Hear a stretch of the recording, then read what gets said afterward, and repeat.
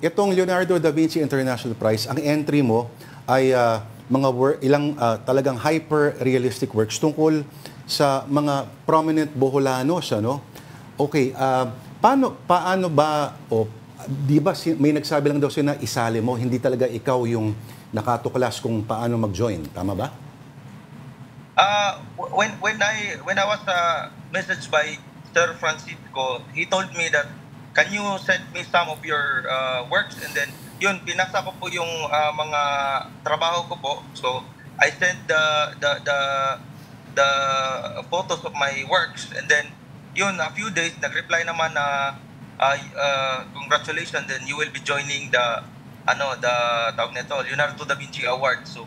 So I believe last year there are 9. So 9 lang po sila na awardan last year with the prominente na mga artists like Sir Michael Villagante, Sir Aris Bagtas, and Sir Dale Bagtas, which is mga sikat talagang artist. So sino ba naman si Elvin Vitor? Ano lang, Boholano artist lang, pero grateful ako sa Panginoon kasi yun, nasama ako sa Leonardo da Vinci Award sa Milan. Pero Elvin, bagong lahat na yan, balikan muna natin kung paano ka nag-umpisa. No? Binanggit mo na nga, sobrang taas ng grado mo. I think you have severe myopia, tama ba? Ito ba yung dahilan kung bakit talaga you were into hyper-realistic paintings, or were you inspired even before tumaas ng ganun yung grado mo? Talagang ma'am, yung kumbaga gradual po yung pagtaas ng grado ko, pero yan, mayroon akong disability, so I have to prove that disability is not a hindrance if you have the ability to create. So that's why I wanted to give inspiration sa iba na kung kaya ko na merong sira yung mata ko, mas kaya nyo kasi merong walang sira yung mata nyo. So yun yung gusto kong ihatid namin sa iba na just push what do you wanted to do when it comes to art, kasi we have the unlimited time in order to create a good art. So kailangan lang talaga pasensya, then dedication, then passion.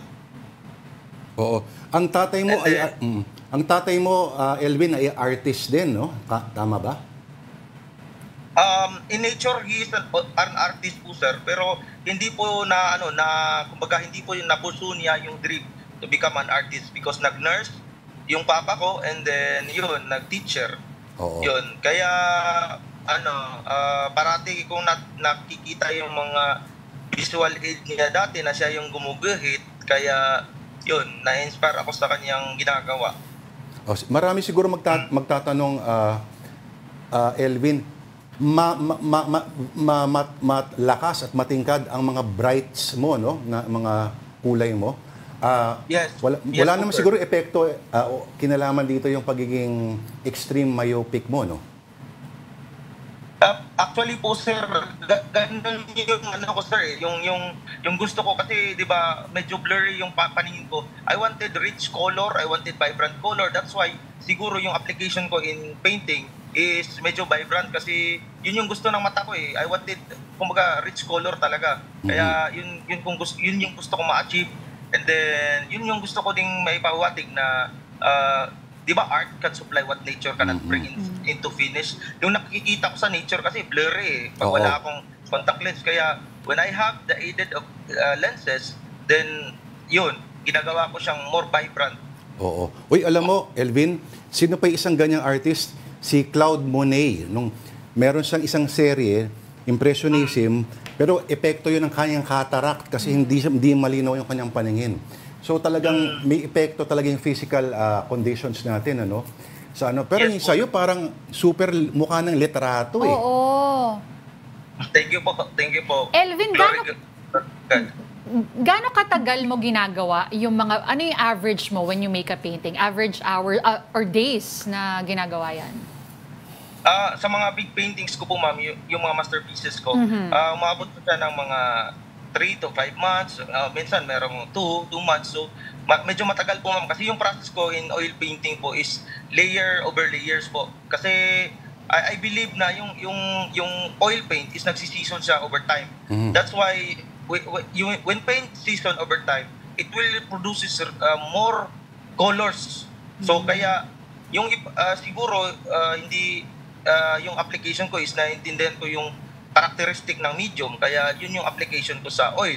Tapos matagal ko siyang tapusin kasi pag tinignan mo yung mga old master, talagang at tatagal nila matapos kasi they wanted to produce richer color, and then because there is an evolution of the characteristic of paints po, ma'am.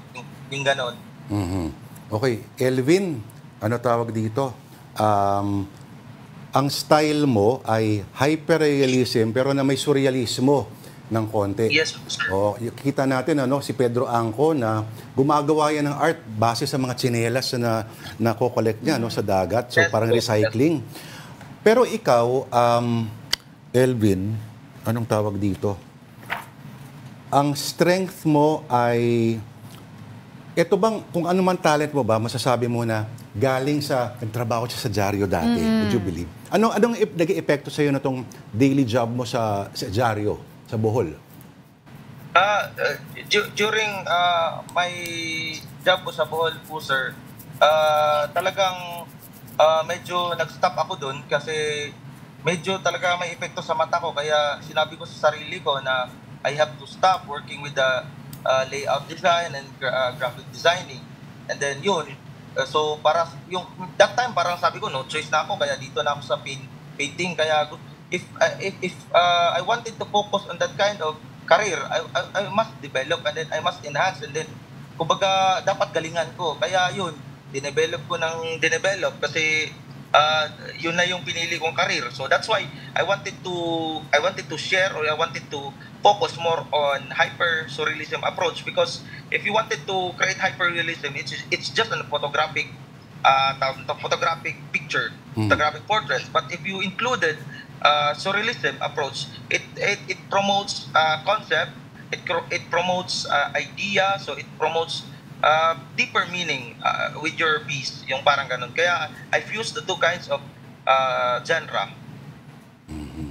Yun pala talaga, kailangan full-time ka, no? Ang sakit naman pakinggan. Okay, anong plano? May idea ka ba kung magkano cash price? At ano mga plano mo gawin sa Milan pag sakaling pagdating mo na ron, if ever? Actually, sir, yung Milan Leonardo da Vinci is wala po yung cash price, sir.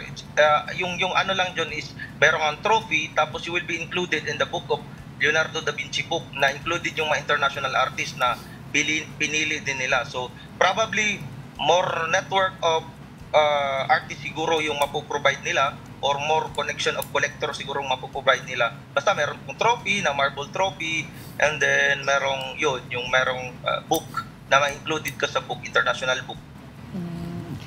Plano mo bang mag-extend, Elvin, at hit two birds with one stone, gawing bakasyon na rin ng pagpunta sa Milan? Actually po, ma'am, mayroon pong nag-offer to have a solo show, kaya pagpunta ko po doon, mayroon pa akong solo exhibit. So magsusolo exhibit ako doon, sinabihan ako ni Sir Conjen Elmer Cato na mag-solo exhibit sa Consol. So I will be bringing like small pieces na 10 pieces, and then I have a greater cost na maybe half of the sales of my, if there will be sales, kung masosold out yung painting, half of the sale will be donated sa blind and deaf community here in Bohol po, ma'am. Uy.